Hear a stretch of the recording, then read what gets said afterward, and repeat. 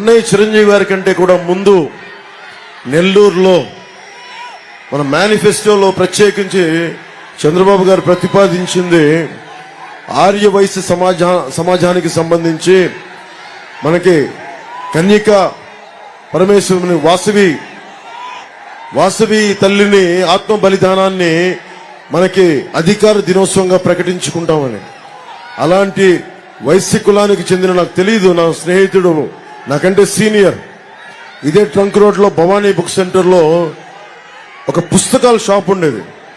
Srirama book డిపోలో నాకు దొరకని సోషల్ ఈ సైన్స్ కోసం కావాల్సిన అసైన్మెంట్స్ కోసం అన్ని ఎత్తుకుతా ఉంటే భవానీ బుక్ సెంటర్కి వెళ్తే నాకు ఇచ్చాడు. అంటే ఒక వ్యక్తి నాకు ఎంత అండగా నిలబడ్డాడంటే, ఈ రోజు నేను బలంగా పొలిటికల్ పార్టీ పెట్టగలిగి దశాబ్దం నుంచి పార్టీ పెట్టి నడపగలుగుతున్నానంటే ఒకళ్ళు నాకు ఇచ్చిన జ్ఞానం. ఏం చేయలేదు నాకు, నా పుస్తకాల షాప్లో నువ్వు చదువుకో ఫ్రీగా అని. నేను కాలేజీకి వెళ్ళా, మధ్యాహ్నాలు పుట్టిన విఆర్ కాలేజ్, ఇంట్లో కాలేజీకి అని చెప్పి వెళ్ళే పుస్తకాల షాప్లో కూర్చొని అన్ని పుస్తకాలు తిరిగేసేవాడిని. Politics, social, history, political science అన్ని చదివేవాడిని. ఆ జ్ఞానం నాకు ఎంత ఉపయోగపడిందంటే, ఇంటర్మీడియట్ పాస్ అవ్వడానికి ఉపయోగపడలేదు, కానీ మీకోసం ఇక్కడ రోడ్ల మీదకి వచ్చి ఒక గూండా ప్రభుత్వానికి, ఒక గూండా గర్దీ చేసే రాజకీయ నాయకుడికి ఎదురు నిలబడటానికి దమ్ము చేయూతనిచ్చింది. నేను ప్రత్యేకించి పెట్టి పొట్ల నేను చెప్పదలుచుకున్నది ఇక్కడ ఉన్న యువత అందరికీ, ఎవ్వరు కూడా పెట్టి పుట్టరు. మనల్ని మనం ఎలా మలుచుకుంటామో, చిన్నప్పుడు మా నాన్న ఫతేగన్పేట మాకు అక్కడ ఉండేటప్పుడు మా నాన్న ఒక మాట చెప్పేవాడు, నువ్వు ఎలా అనుకుంటే అలా తయారవుతావు అని. యద్భావం తద్భవతి, మతి ఎంతో గతి అంతే. మీరు ఏమనుకుంటారో అది అవుతారు. మీరు ఎవరిని ఐడలైజ్ చేస్తారో, ఎవరిని ఆరాధిస్తారో, మీరు వాళ్ళ విలువలు మీకు ఆపాదిస్తాయి.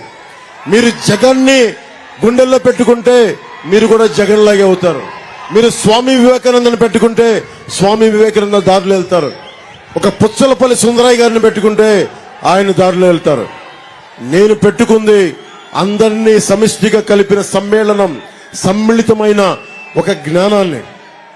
అందుకే నాకు ఒకటే మీకు చెప్తున్నాను, నేను ప్రధానమంత్రి గారికి చెప్పా ఎన్డీఏ మీటింగ్ లో, మొన్న ఈ మధ్యన మనకి ఎలక్షన్ల ముందు ఎన్డీఏ మీటింగ్ లో ఒకటే చెప్పా, ఈ దేశపు సంపద నదులు కాదు, అరణ్యాలు కాదు, ఖనిజాలు కాదు, కలల ఖనిజాలతో నిండిన యువత మీరే భవిష్యత్తు ఈ దేశానికి. మీరే ఈ దేశ భవిష్యత్తు నావికులు. మీకు గనుక సరైన 2047లో మొన్న మిత్రులు చంద్రబాబు గారికి కూడా చెప్పా, మీరు 90 దశకం చివరిలో మీరు విజన్ 2020 అంటే నేను చూస్తా ఉండేవాడిని, ఎప్పుడు 2020 వస్తుంది, ఏం జరుగుద్దని చూసేవాడిని. ఇప్పుడు నేను ఆ హైటెక్ సిటీ, మాదాపూర్ సిటీ చూస్తుంటే అభివృద్ధి చూసి అన్ని లక్షల ఉద్యోగాలు వచ్చిన విధానం చూస్తే ఒకళ్ళు ఆలోచించాలి. ఒక రాజకీయ నాయకుడు ఒక తరం కోసం ఆలోచించగలిగే శక్తి ఉండాలి. జగన్ ఒక ఎన్నికల కోసం మాత్రమే ఆలోచించగలడు. ఇక్కడ ఉన్న వాళ్ళు అందరం మేము తరం కాదు, 2 తరాల కోసం ఆలోచించే శక్తి ఉన్నవాళ్ళం.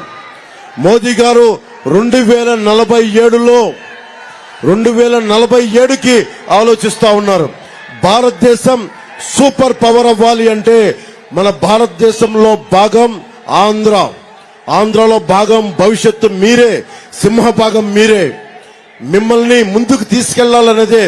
నేను ఎందుకు తగ్గాను, ఎందుకు ఇంత బలం ఉండి కూడా తగ్గాను, మీ గుండెల్లో ఇంత స్థానం ఉండి కూడా ఎందుకు తగ్గాను అంటే, నేను ఒక్కడి శక్తి సరిపోదు.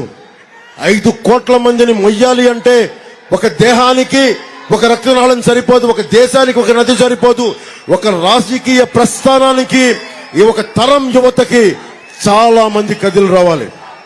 రాజకీయ దురంధరులు వ్యవస్థను నడిపి పబ్లిక్ పాలసీ మీద బలమైన అవగాహన ఉండి చంద్రబాబు గారు ఉన్నారు. దశాబ్ద కాలంగా రోడ్ల మీద తిరుగుతాను నేనున్నాను. ప్రధానమంత్రిగా మోదీ గారు ఉన్నారు, వేమిరెడ్డి ప్రభాకర్ గారు నారాయణ గారు, శ్రీధర్ రెడ్డి గారు, అందరి అనుభవం మనకు పనిచేస్తుంది.